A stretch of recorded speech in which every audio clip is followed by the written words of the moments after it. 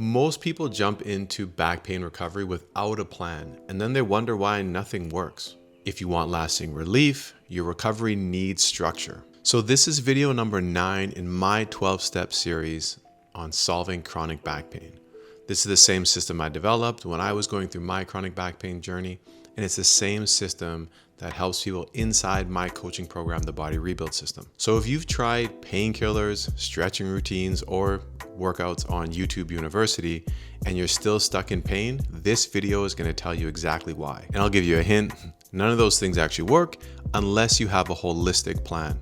So today's video is about step 9, and it's all about creating a structured plan for sustainable recovery. The goal is to stop spinning your wheels here so you can finally start making some progress. Okay, the first big thing here is you're going to want to follow a phased plan that rebuilds you step by step. So most people trying to recover from back pain end up just jumping from one thing to the next. They try the inversion table, they try the meds, they try stretching, but none of those things actually are helping solve the problem. And then they move forward, throwing things out the wall without actually asking a critical question here. What phase in the healing journey am I in right now? It's literally trying to run before you even learned how to walk or crawl. Instead of just throwing things at the wall, what you need to do is build a plan that evolves with you. A plan that builds trust, movement confidence, and strength in a specific order. That's what I teach, and that's what I use to heal my body. Okay, so here's what it actually looks like. Here are the steps you're going to need to follow to know if you're on the right track to healing your back pain for the long term. So level 1 of this step is awareness and stability. This is where you create the foundation for healing for the long term.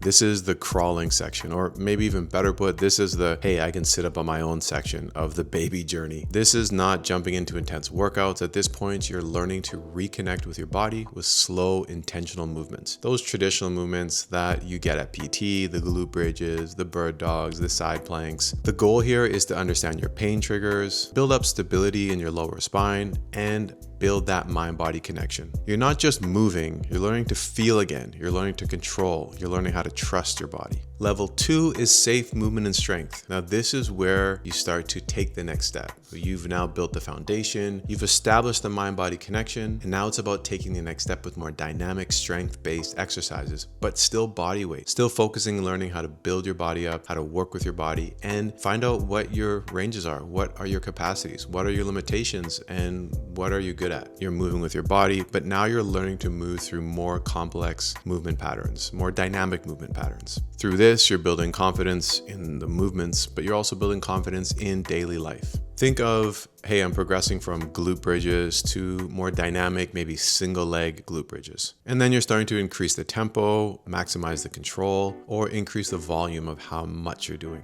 And this is where you stop flaring up in everyday activities and you start moving stronger in everyday life.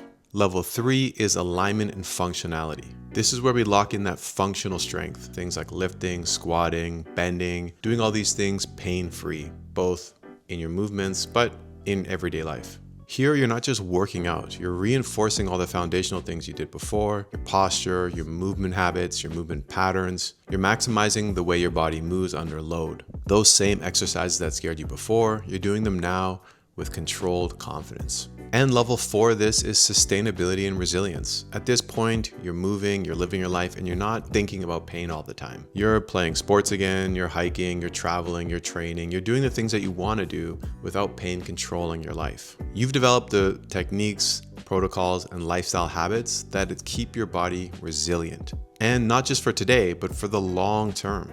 And the key is across all these levels is you only progress when your body is ready. That's why I don't push people through arbitrary timelines. We follow your progress, we build capacity, and we do it safely. Because the right plan doesn't just get you out of pain, it makes sure that you're not going backwards. You never go back to that painful state. And if you're thinking, hey, this is the exact structure I need right now, well, you're right. And that's why I put together the free back pain solution. Inside there, you're going to see this structure and what it takes to take that first step towards healing. So what I want you to do is go down to the description and get that right now if you're serious about taking on this healing journey. Now let's talk about how to stay motivated throughout the whole journey, because structure alone doesn't count for much if you can't continue the process. So the next big thing here is to track small wins. And the point of this is to stay motivated. And trust me, these small wins, they stack up quickly. What I want to talk about here is something that nobody talks about measuring, but they should be. Not focusing on your pain and measuring that, or not thinking how bad your back felt yesterday, but about how much more you're able to do because of the work that you've been putting in day by day. So here's the deal. Real recovery is not about chasing a level of zero pain. It's about building back capacity in your life for the long term. And ultimately, if you don't start tracking the right things, you'll actually miss how far you've actually come. When I was deep into recovery, I stopped asking, does this hurt? And I really started to focus on, hey, I'm able to do this again. So I was able to just sit through a whole meal with friends without being in pain the entire time. I was able to say yes to going out with friends instead of just saying no and laying on the couch. I was able to go on that hike and that walk and just start to live my life a little bit. And those are the real wins. Those are the things that you need to focus on because you're actually getting your life back. Then there's those movement wins. Hey, you're holding a plank for 30 seconds when before you couldn't barely do it. You worked your way up to 20 reps of the glute bridge, or you're doing single leg 20 reps. These are all massive wins that you need to acknowledge to continue this journey. And I want to be clear here. Being proud of these things is not only okay to do, but it's actually essential in your journey to healing. Because if you're always chasing perfection or chasing for that pain-free moment, rather than in seeing what's right in front of you, you're always going to feel like you're behind. You're always going to feel like a failure. Yes, we want to improve, but improvement comes from stopping, taking a deep breath, realizing where you're at in the moment, patting yourself on the back, and being proud for that little improvement that you made. That moment of pride, that's what rewires your brain to seek out more wins. So the goal in all this is to keep going, keep the momentum high. So at the beginning, you can start to keep a daily log. I had a client, Scott, who told me he kept a log for 365 days. Now that might seem extreme, but when he went back and looked, he saw some massive victories. And when he shared that with me, he was able to celebrate in the fact that, wow, he's able to do all the things that he wanted. And that log was something that kept him going for the entire time. You can start to set movement goals that excite you. It might be something like a specific number of bird dogs, for example, or holding a glute bridge for a specific length of time. And you can revisit these wins often because sometimes progress takes time, it feels slow, and you need those reminders to stay motivated, to stay on the path, and to see how far you've come. Because sometimes you're going to feel stuck, and seeing the progress is proving to you that you're not actually stuck. And it might just be a feeling, not the truth. And once you start breaking that feeling, you can start to see the reality and feel motivated again. Momentum isn't built on perfection. It's built on recognizing progress. It's built on stopping, smiling, and celebrating, and allowing that feeling and realization motivate you forward into the next goal. Okay, the last point here is to set realistic goals that focus on ability,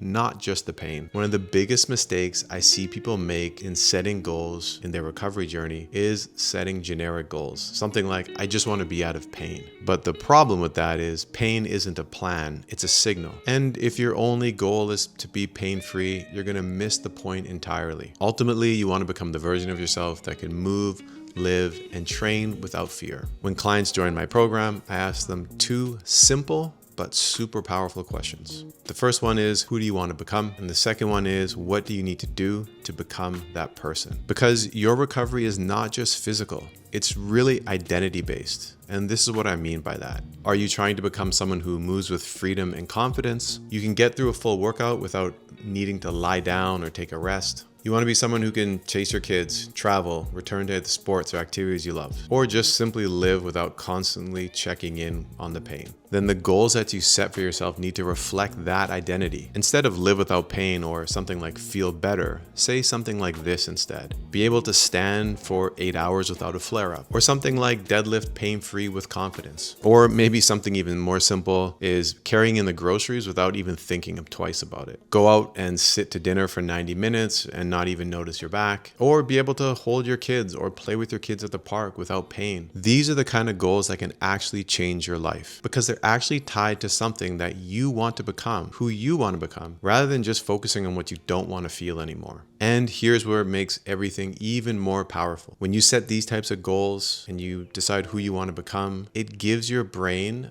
a target. It focuses you somewhere that you can actually move towards. And ultimately, they give your nervous system a reason to trust movement again. So don't just track how much pain you're in. I want you to start tracking the person that you're becoming. That's real progress. That's how you stay motivated. And that's how you stop waiting to feel better and you actually start building the version of yourself that you actually want to be. The life you want to live, the things you want to be doing. So let's recap this. You now have a phased roadmap, one that doesn't just chase relief.